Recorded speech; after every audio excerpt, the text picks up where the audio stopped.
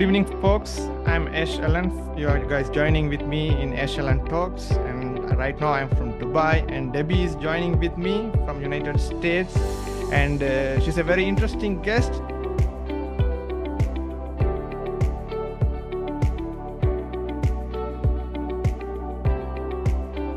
Hi, thank you so much for having me. Yeah, I'm Debbie Hart, and I do live in the United States, specifically in Utah, around Salt Lake City area. So, if you're ever visiting, I'd be happy to show you around. And we are very excited to have you here in our platform. And Debbie, as an entrepreneur, and myself and the teammate, right? So we're having a lot of questions when it's come to entrepreneurship and the business Yeah. and all, right? So you are into the speakers and the hosting stuff and the podcasting things, right? So how was your experience and how was your life for past 5-10 years, and how you come through this path and why you choose this path actually? Yeah, I do. I mean, in addition to being a business profit acceleration strategist, I have a platform with, yes, live events. I speak, I do podcasts. I have a huge plethora of trainings for entrepreneurs across many ages and stages. And there is a reason why. Yes, I do have a why, my own why, like Simon Sinek would say, since you mentioned him before. 11 years ago now, I was a stay-at-home mom. I have 6 children, and I was homeschooling some of them.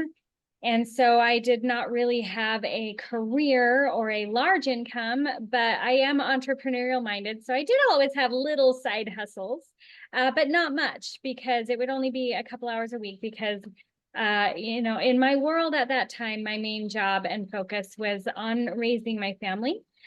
And because I always say I didn't have 6 kids to pay someone else to raise them, so I wanted to do it myself. And yet, my spouse at the time, had decided he had, and he didn't plan it very nicely. So immediately, within a moment's notice, I didn't just receive divorce papers. I also received with those Oh my God. an eviction notice. It said you have to be off the premises immediately, or you'll be arrested for trespassing. Now, I did not know that was not legal, because it was written on his attorney's letterhead. Why an attorney would misrepresent the law like that, I don't know. But they did, and the bank accounts had been emptied out. So I had no income and no money in the bank, so I couldn't get an attorney of my own. So I told my children, you've got 5 minutes to pack your most important things. And I called a woman who I had only met 2 months prior. And she said, I knew this was coming, and we've prepared a room for you. Her and her husband, they have 5 kids and live in a little duplex. And they took all 7 of us in on a moment's notice. And at that time, since I had not developed a career, I couldn't even get a job that would cover daycare for 6 kids, let alone our living expenses on top of that. So this is how I was introduced into the world of entrepreneurship, which is basically figuring out how to make your own money. So I took what little skills I had and started selling that. And then I would save up and then get the next training or certification, and then offer more, and then charge more. And I slowly built it that way. And it did take me 3 years. So we had to live with other people for 3 years. Wow. And I'm very sorry about that, actually. And what you have come up through is a very tough task and tough path. Actually, it's, a lot of people are breaking at the path, and overcoming some kind of problem is very hard and need a very good self-confidence and very good approach to overcome some kind of difficult situation, like you're saying right now. And Debbie, and all the best for your future. And yeah, hoping it will be very much better compared to your past and all, because you are standing on your own foot right now. And Yeah. Debbie, when it's come to the entrepreneurship, so you are coming across a hard path and now 3 years old. And how you seeing the difference between the revenue and the profit? Because a lot of entrepreneurs seeing the revenues, because it's actually a big portion, right? After they deducting some kind of expenses like marketing expenses or some subscription or some other booking expenses and salaries, wages. So the Yeah. profit is sometimes at the negative point, or it's end up in a zero level, right? So how Yeah, it you does. viewing this part, the revenues and the profit? Yeah, that's why I specifically do the system, help business owners with the systems that I do now, because my company motto is revenue feeds your ego, but profits feed your family. And yeah, revenue is the amount of money that the business is generating, but after costs of goods sold, salaries, wages, commissions, overhead, rent, taxes, some people are barely working to break even, and some people are not, they're actually losing, they're going in the red. And they've got to look at their systems and processes, because that's not sustainable. All of us entrepreneurs, we have a passion and a drive for our product or our a lot of money on the table, not understanding certain business fundamentals. And so that is where I come in and cover, within the first 90 days, I'll cover 12 key areas to quickly increase profitability. And then after that, once they start being able to breathe and seeing their numbers come in, then they know this is going to be sustainable and scalable. We start then over the next year to go into 40 more areas, building up that profitability. And then what we want to do with business owners is build an exit strategy, so that you're not always having to sit in the chair for dollars for the rest of your life. You want to be able to get to the point where you can hire and delegate and start to release some of those abilities, responsibilities, and eventually have a sellable asset. A lot of people, like chiropractors, dentists, restaurant owners, if they're not the one there, then there's no cash flow coming in, there's no revenue, let alone profits. And so as soon as we've got to start wherever they are. We've got to get them profitable, increase profits. 93% of business owners with our system actually find an additional $100,000 within Wow. that first few months, which is huge. Like, that's the difference between staying in business and not for some people. So we have these strategies that we go over, and I have some other coaches on my team that help as well. So I can be out, talking and teaching and giving a lot of free information for people, because I just believe, because of the way that I was left, if I had had the knowledge and the skills and the tools that I've curated and brought together for people now, if I'd had those right when I needed them, it would not have taken so long, and the path would not have been so bumpy and so hard trying to figure it out on my own. True. And Debbie, I having a question which is strike on my mind from yesterday. Debbie, are you a speaker or a singer? Both. So during the day, I can be found, I will speak. I have my own events, but I speak at other people's events as well. But my hobby, because I feel like, you've got to enjoy life. You can't be all work and no play. So one of my hobbies is I am the lead singer in a classic rock band, and it's a lot of fun. And I didn't even join that until Wow. I was a grandma. And so I tell people it is never too late. It's never too late to follow your dreams, whether it's launching a business or whether it's joining a band or any other hobby. It's never too late. I have clients, some of them we catch young in their early 20s in the startup phase. And some of them we catch, they're 65 years old and they spent 40 years in a 9 to 5 because they didn't know any other way. And now that they're retired, they think they now have the time and the ability to launch a business that was always their passion, and they just didn't know how. And so Mhm. it's just never too late, and there's always a way. Yeah. Yeah. When it's come to the singing part, I'm good with the piano, but when it's come to singing, oh my God, it's very hard for me. I don't know. It's naturally, it's not coming. Well, that's what karaoke's for then. Yeah, that's a gift of nature. Uh, Yeah. Yeah, and anyway, Debbie, when it's come to the speakers, right? How they find their trend? I have seen some people are very motivational speakers, and some are there who are guiding the business, and some people are there much into the curiosity and religious speakers. So how these people finding their trend and the path? along the way. So it's automatically they can see the path when the crowd is coming to them, or how they specifically find out this is my talent, I need to go on this path, and this is the trend. So this is the right way for me as a speaker. How can they find this clear path and the cut? Well, that's a really great question. So just like not everyone is a singer, not everyone is a speaker. So this is not the only way to build your business. I do have a lot of people call me and say, how do I start speaking? How do I start speaking? And it's not for everybody. Some people, like, there's a lot of pathways to launch and scale and build a business. Being a speaker is just one of them. It's one of my favorites, but that's because that I obviously have a stage personality already, and it can be trained and cultivated if it's something someone wants to do.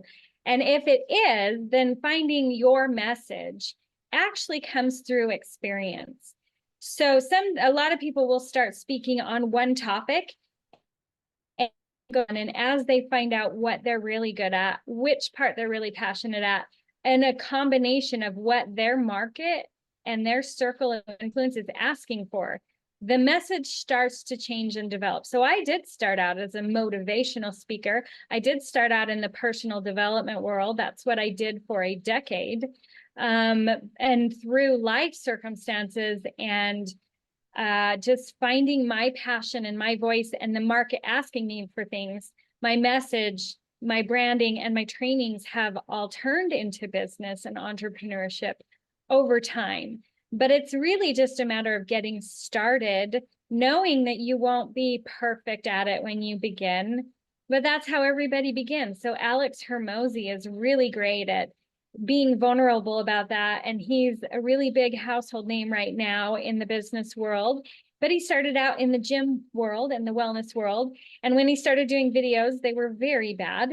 And he leaves them up and he points to them for moments like this to say, don't be afraid to get started. You can't be a professional tennis player by reading a book about it. You've got to get on the court and hit the ball and scrape your knees and look foolish while you learn. And then by those failures, you learn how to do it better next time. Yeah, Debbie, that's a great answer for that question, actually. And the new generation who are coming to the market, maybe the speakers or the sports person or the drawing or a dubbing artist or whoever you call, these people don't have the patience. They cannot wait. They need to see the result on day or the same day or same night. So it's very hard for the younger generation who are coming into the market. So because come on, this is 2024.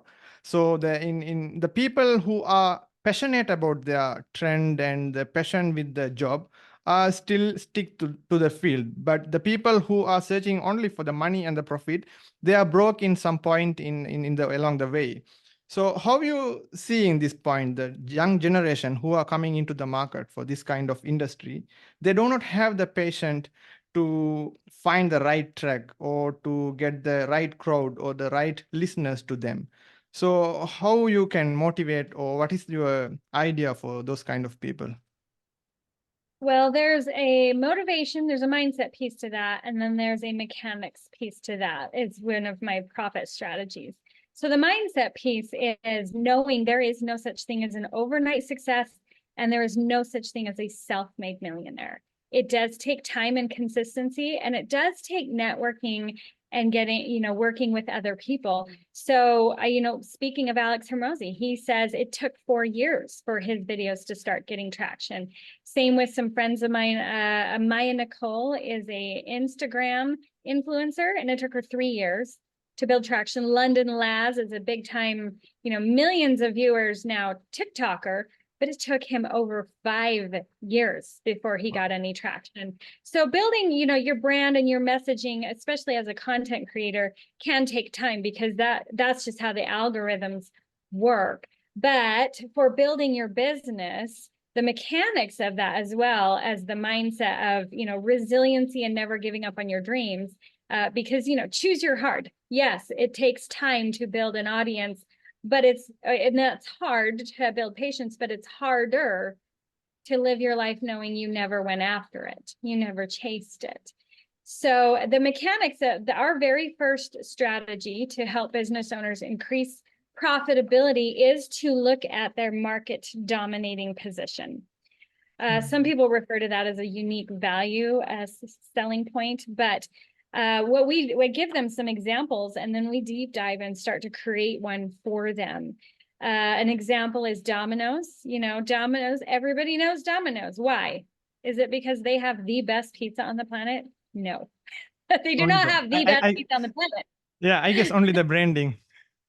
But the branding set them apart. They created a market dominating position when they launched their campaign to have it hot and ready to your doorstep in 30 minutes from the order.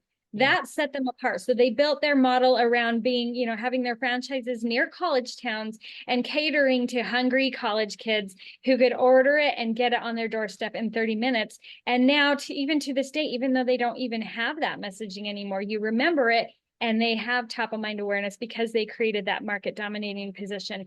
Netflix is another example that I like to talk about. When Netflix came along, they that essentially put Blockbuster out of business, because with Blockbuster, you were paying, you know, late fees if it wasn't back on time and rewind fees. With Netflix, or, you know, or beyond, you know, VHS, I'm dating myself there, but even when they had DVDs, you were still paying late fees if it wasn't back on time. Netflix came along and before streaming, but they were mailing the DVDs to you, and you could keep them as long as you wanted for one flat monthly fee, right? There's like, we don't have late fees, and you can share this DVD with your friends and you can keep it as long as you want, and you won't be charged late fees. And you don't have to drive to the store. We'll mail it to you, and then you just mail it back when you're ready. And so they built their market dominating position around that, and it eventually did put Blockbuster and other competitors out of business, because it was so much more convenient, and they played off of the pain points of what, you know, existing customers were frustrated with paying for those late fees if they didn't have it back in 2 or 3 days. Mm-hmm. So, Debbie, I'm having a question on this point regarding, let's say I'm having a product, maybe a song or a podcast or whatever. Even if it's not satisfied my target audience, if I do a good marketing and the branding stuff, will it be winning the stage, or it will be flop? Well, what you really need to do is set yourself apart. So we have, like, we'll talk to a real estate agent, and if they go to a networking event and they show up and say, I buy and sell homes. If you know anyone looking to buy or sell, have them give me a call. Well, here in Utah, statistically, everyone knows 4 real estate agents. So that's not going to work. That doesn't set them apart from the other 4 agents that this person already knows. So if they come in with a market dominating position saying something like, I am Sally Gabor, and I specialize in selling high-end luxury homes for top dollar, and I have an entire done-for-you process where my team will stage your home, and we include drone footage, and we have an entire marketing campaign beyond the listing service. You know, so things that would set you apart and say, oh, wow, Sally Gabor knows her stuff. If I have a luxury home, I'm going to go with her. So same thing, you know, landscaping service. Every single person is going to say, we specialize in top quality service at affordable pricing. Well, so is everybody else offering a landscape service in your town. So we're going to come up with a marketing dominating position that would set that landscape company apart with their messaging. So then just like Domino's and Netflix, your target market starts to see you as the one to call because you have messaging and branding that's different than everybody else and speaks to my pain points. Yeah. And Debbie, when it's come to the marketing strategy and branding, right? So it's fine we doing the expenses on marketing and branding. So what is the proportion should be in a business? Let's say we taking a speaker as an example, right? Maybe his or her revenue might be 200K per month or per week, right? So what is the proportion of the branding, and which stages, in which time horizon they have to increase these branding expenses over a period? If we had someone who was building just a speaking business, Well, we'd have to look at their annual revenue, and then we look at their net profit margins and their gross profit margins. So we look at their overall spending. Sometimes, most of the time, we dive into market dominating position first, but sometimes we actually will do a deep dive into cutting costs first. So if they have a lot of ad campaigns going out that are not selling tickets as a, if that's what the speaker is, we would look at, if you've got 4 and you're split testing them and 3 of them are not performing well, we would look at removing those and maybe focusing on the one, or reducing overhead, or looking at suppliers, agency fees, seeing if we can negotiate or work with competitors. So it does depend. Everything is a little bit custom on where they're at and what we would want to put into the marketing and branding. We'd have to see what their ad spend is already at versus all of their other costs. Mm-hmm. And Debbie, even if we're having a marketing team or a branding partner, right? So, what is the biggest mistake the speakers really make? And what is your comment about these content creators? The biggest mistake that I feel like speakers make is sounding like a commercial. You need to provide value. You need to be a go-giver first. People they've already spent either a nominal fee to come to that event or their time. And their time is more valuable than their money, because we can make more money, but we cannot make more time. And attention is already the biggest form of currency. So they're spending their attention, they're spending their time, and possibly a nominal fee to come to that event. And across the board, audience members will complain if they feel like they paid or spent their day just to go to a commercial or just to go to a pitch fest. So speakers need to provide valuable, applicable content. Be a giver. Give your ebook away for free. Give a lead magnet away for free. Give strategies away for free. This will come back to you, because then when they like your content and they see that it works, they will understand the value of working with you to deep dive into those strategies and to have that accountability. So that's the biggest thing, is make sure you're providing actual content and applicable value, and not just pitching a commercial and like trying to hold on to your secret sauce with scarcity mindset, because then people walk away thinking, I don't even know what he just pitched me the whole time and I didn't actually learn anything from him other than he's selling me. And no one likes to feel that way. All of my events, people stay afterwards and they just go on and on and on about how much they loved it, because of the value that they received from all of the speakers, because they make sure they're giving actual training and staying to answer questions and network afterwards. So it's really building, they're gifting training, they're gifting their wisdom, their knowledge, their networking. So building a sense of community. So it's about how you are making your audience feel. Let's say if an audience came to the stage speaking or listening to the speaker, so what we providing should be, right, more than what he paid, and it should be valuable than his money, right? Oh, yeah. Oh, yes. Always provide more than what they've paid for. And that's how you build raving fans and loyal customers. Mm-hmm. And Debbie, we need to talk or take two names, biggest giants name in the industry, Tony Robbins and Simon Sinek. What do you think Yeah. about these two people, these two icons, and what are their approach? And both of them are different in an angle. They're providing their speeches in the stage, and their audience is different, and the platform they are managing and having the significant important is different. Like Simon Sinek is more into LinkedIn, and Tony Robbins more into Instagram and Facebook stuff.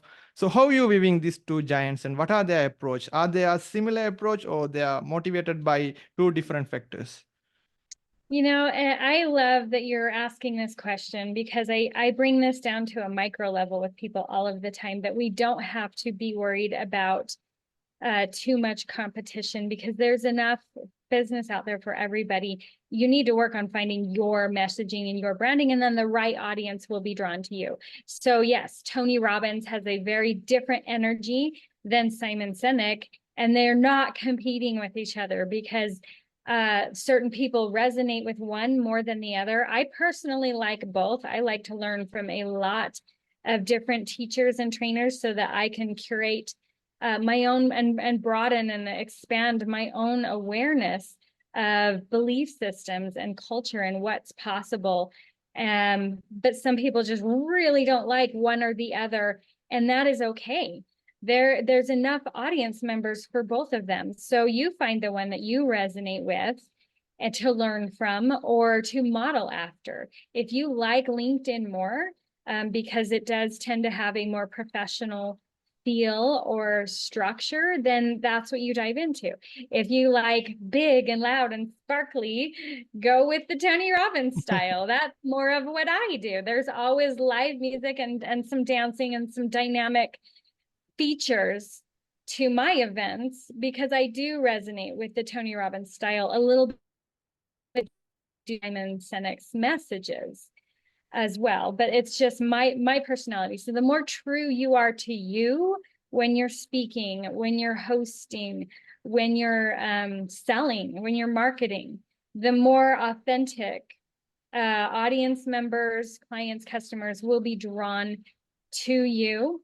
I had a coaching program for real estate agents for several years, and that was one of the things that I would work with them around. That is finding your unique point of view, your unique marketing dominating position, and not worrying about the market because, you know, the market was crashing and they were worried. And I would say, but look up the stats.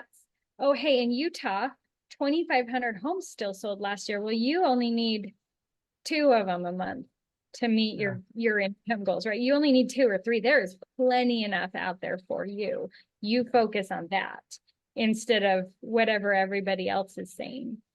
And Debbie, what do you think about the real estate market? So when it's inflation is there, right? So the price will automatically go up. So that's the time the people are entering into real estate. So right now the American inflation rate is less than 3%. So the demand for the real estate market is keep increasing. So how are you viewing this point? Well, again, we go into first of all mindset and then the mechanics. Mindset, like I said, you have to be what good does it do to just listen to doom and gloom recession talk all day long? Is that going to get you towards your goals?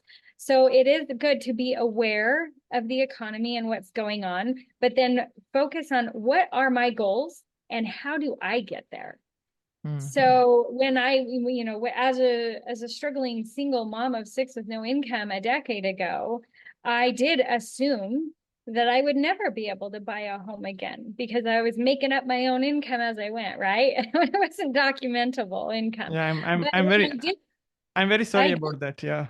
Oh, no, it's okay. I actually am grateful because it made me the relentlessly ambitious woman that I am today. And so these hard things are good. And it was terrible when I was in it, but I'm grateful now, truly. But I did eventually, when I did get into real estate and the mortgage industry, I learned how to buy a home, and it was terribly hard, but I never gave up. You know, that there was multiple offers, and there was, this happening and this happening, and mine was harder because I didn't have a second income, and I didn't, my income was hard to prove, and but all the things against me, but instead of focusing on that, I just dealt with it and focused on the goal. I'm going to own. So I did. I was able to buy my own place, and within a couple of years have a couple $100,000 in equity, and then you can take that and you build from there. But you get educated. Instead of just listening to the doom and gloom, you decide what goals you want to go after, get educated, and start taking action steps towards them. That's the only way to get anything you want in life. It's not to listen to the naysayers or the excuses or the fear mongering. It's how, this is what I want.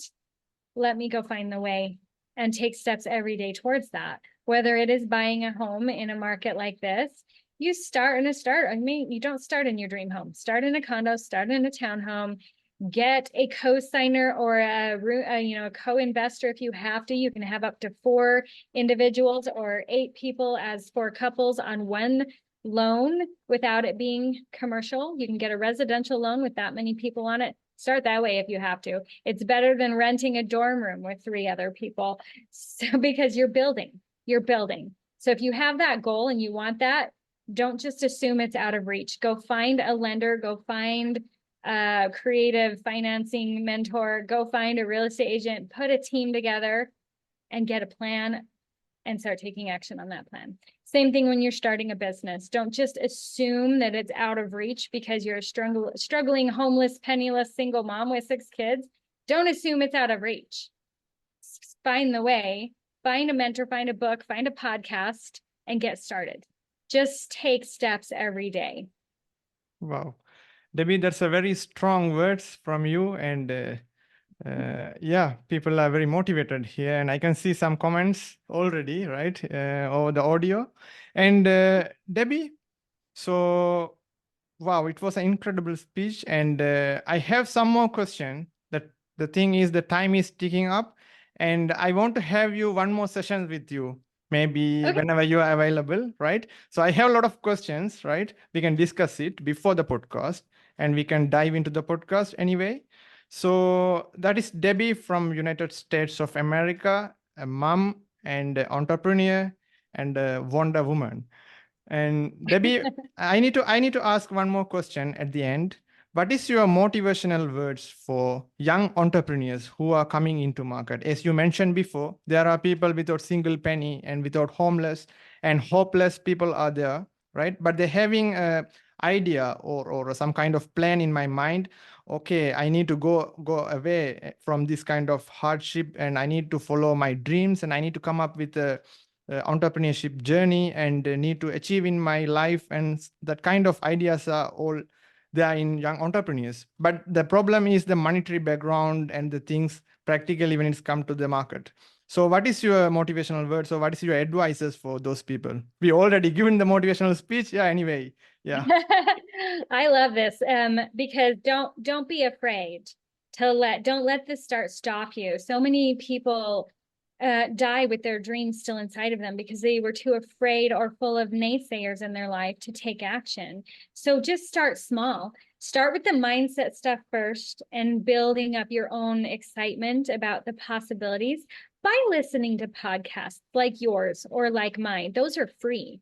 And then you can go to, even if you have not a penny, you can go to the library and get some of these books by Simon Sinek or Tony Robbins or Alex Hermosi. You can, so listen to the podcast, start reading the books, and then as quickly as you can, take little actions, get a handful of pencils and sell them door to door. Get some roses and sell them on, to your neighbors. Like start building whatever your idea is. However, whatever you can do to take the steps to get there, the little baby steps to get there. So if you need money to launch your business idea, if it's a product that's going to take money to build, then find other ways to build that. If you need to get a job and then time chunk, so if you're working 9 to 5, it's okay. Like, no, I don't believe in always needing to burn your boats and go all in. I do believe that's the best and fastest way, but not always the wisest way. If you have children depending on you, then you need to feed them. And you can't just live off of noodles for 7 months. If you have all these mouths to feed, you need to do what you need to do to take care of your family. So burning the boats is not always the way. Sometimes we have to have that job, and then we need to be disciplined that, either we get up an hour earlier or we stay up an hour later or we work on it during our lunch hour. But you must put in an hour a day to start with the mindset, sharpen your saw, get focused on what you can do instead of what you can't do, and then start finding people to network with who are doing what you want to be doing. Go to a Chamber of Commerce meeting, visit a BNI group, start meeting some other people, start sharing your dreams. Who Not How is a really, really good book. Dreams grow bigger faster when you share them with others who are also following their dreams and building a business. So get your mindset in place, start taking little action steps every day, and then start networking with people who are doing what you want to be doing. Wow. Thank you. Thank you very much, Debbie, for your kind words and motivational stuff and the things we have done here. The people who are listening to the podcast, Ash Allen Talks, you are in the right place. You guys are entrepreneurs and leaders, we know, and thanks for your comments, and hope you guys doing well, and this will deliver you a boost up for your startups and entrepreneurs journey. Thank you very much, Debbie. Thank you so much for having me.